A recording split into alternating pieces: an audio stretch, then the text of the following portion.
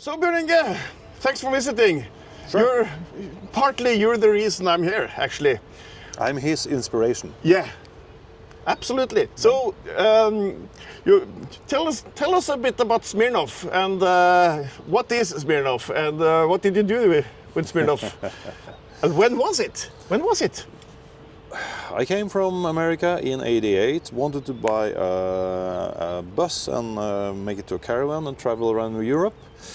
I had a friend who likes boats, and he just saw that, okay, maybe he can trick me into having a boat instead.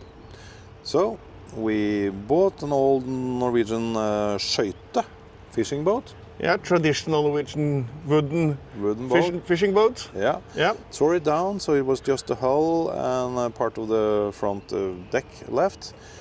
Built it up again in pretty good materials. Bought wide mahogany boards, split it. Yeah, made it fairly good, but it was still, what can you call it? It might a little bit resemblance to Grand Banks. Wide boat. Good view from inside, sitting up in the real pilot house. A real pilot house. Yeah. Anyway, this boat was used very much by my friends, and it kind of glued us together, everybody. But when I finished my engineering school in 1995, I was determined to do what I wanted to do. So we left Sandefjord. 6 guys on board, went down to Kiel. The rest of the guys went home. We were 3 guys that were going to continue. Actually, we were 2 guys completing everything. So 1 year sailing through the canals, coming out in the Mediterranean, going towards Italy, going to Corfu, going to Turkey. Actually put the boat on land there, and then spending another half a year going back home. And how old were you at that time? 25. 25, yeah. So you left it all and spent 1 year on the water at the age of 25. Yeah, but I left it all. I didn't have anything to leave. That's true. At that age, you don't have anything to leave. It was before I had something to leave, so made it a little bit easier. Yeah, that's true. But the economy was weak, so we had no idea how we were going to finance this. I remember halfway through the trip we managed to get a loan, so we had enough money to go home. Yeah. And yeah, it was a valuable boat for us, of course it was. Yeah, and you also wrote articles for magazines? Yeah, I contacted Båtmagasinet in Norway. They were very reluctant to make any contract with us because they have so many people that are going to travel, and before they reach Færder, they start arguing and the trip kind of falls apart. But they had interviewed us first, and then I kept on writing, and we became actually fairly popular. We had 12 articles 1 year. Yeah. So yeah, it was it was actually pretty popular. And did you make any money out of these articles? Some, probably 3,000 crowns per month or something, which was very valuable for us at that time. Of course. When you're sailing on a low budget, even these small amounts is good. Yeah. So yeah, no, it was a fantastic trip, seeing everything. Yeah. So through the waterways of Europe, down to the Mediterranean, all the way to Turkey, and then the same route back, or a different route back?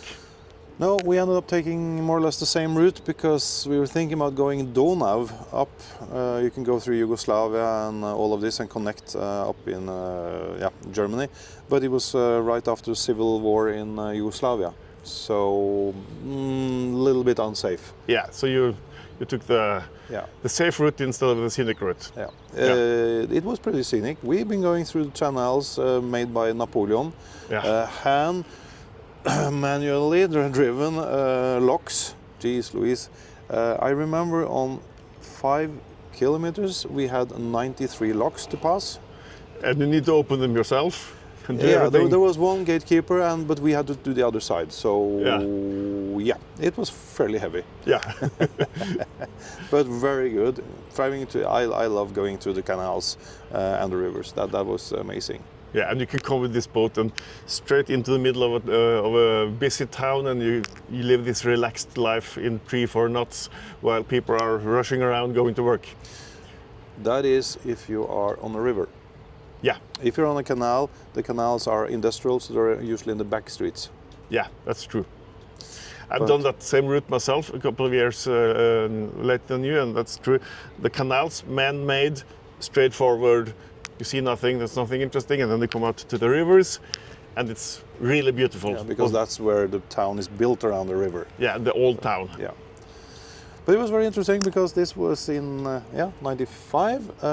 We didn't have any maps, so I remember I had my big what do you call it? Atlas.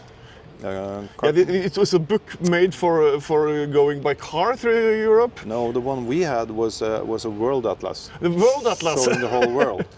And we had a magnifying glass. So we think there's a river there. We can probably go there. We have heard people have done it. We don't know if we should go left or right, but yeah. Yeah. That was interesting. Did it go wrong at any time? Yeah, but not that much, because it was it's signs on the river saying where you should go, so yeah, it wasn't that bad. But we mentioned the boat's name was Smirnoff. Why? That was actually a young man's thing. My friend who tricked me into doing this, he had a sailboat and there was a name competition, and somebody said SS Smirnoff because we were young and we were drinking Smirnoff. So actually, the vodka, basically? Yeah, the vodka. Actually, we didn't drink Smirnoff because we didn't like it, so we bought Finlandia. That's another story. But yeah, so it was a good name, and then we just continued when they had a bigger boat, going from SS to MS Motorship. Yeah. Yeah. So that's the thing. Yeah. Yeah. And do you miss the boat? Do you miss the life? We all miss it, and at a little bit older age, we've been thinking about buying it back because it's actually still alive somewhere in Norway. It is, yeah. It is. It is. Last seen on Fjorden Cowboys, actually. Yeah. But we all realized the day after that discussion, because it's usually when you have a beer, that it's a lot of work. Yeah. Yeah. And So- the boat, well, it was in good shape at that time, but it's 25 years ago, so 30 years ago.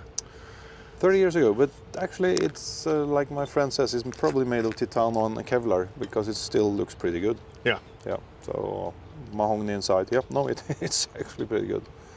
But yeah. Yeah. But you ended up with an apartment in Alicante instead, so it's not a bad life that either. No, that's also quite easy. Just flying down to Alicante is very easy, and you can just lock the door and you can go home. Yeah. So Very convenient. yeah. Yeah. Especially when you have children, you have to be in Norway sometimes. So yeah.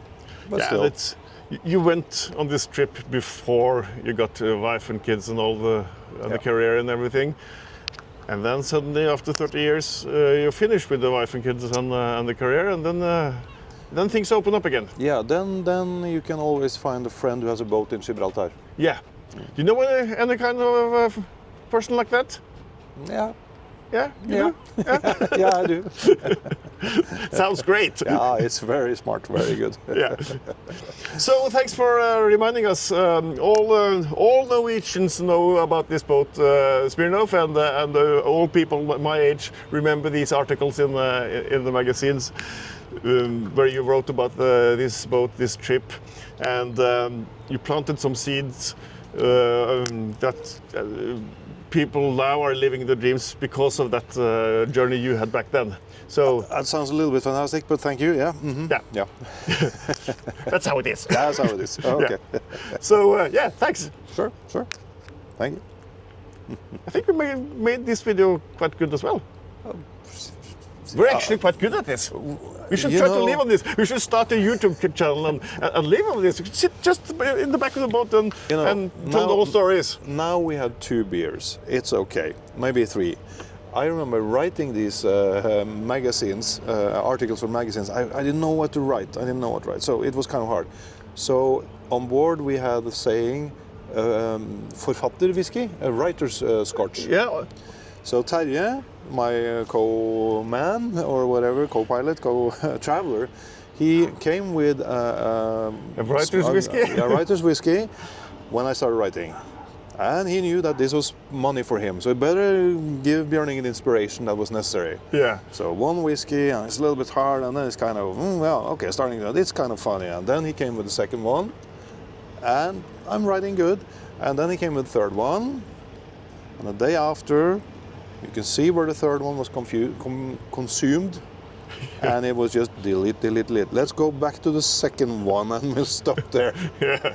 So and it was pretty obvious. So it's good to be creative, but not that creative. No. So yeah. Yeah.